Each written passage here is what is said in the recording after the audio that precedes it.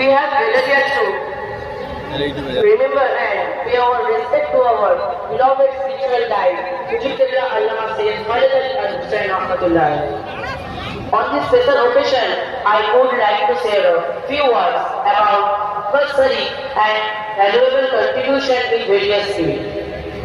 Rudrapur Darbar Sharif is one of the most popular darbars in not only West Bengal but all over India also. The popularity of which is not confined in West Bengal merely but has reached the national and international level, where people from different countries gather there for different purposes. This darbar is seen uniquely from other darbars for different sites and languages.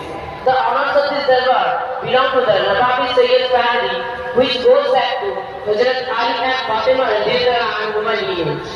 Since that period, the ancestors of this Khandan lived in Saudi Arabia, Iraq, Iran, Middle East, and took refuge in Dhaka Gang of Lahori Darbar. After the Sikandar Shah Rahmatullah Alayh, who lived in Delhi, in the period of Mughal, he started his thereafter in Kashmir.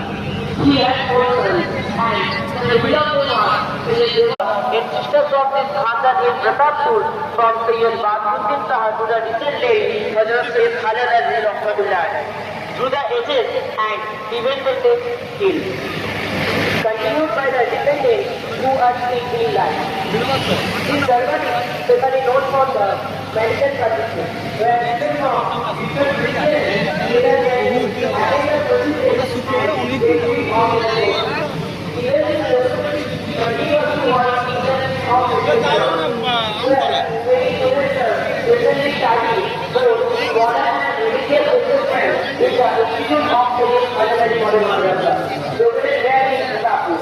And even there are several organizations and associations like China, Kumar Gurukul, whether they want to provide the market and they want to even if we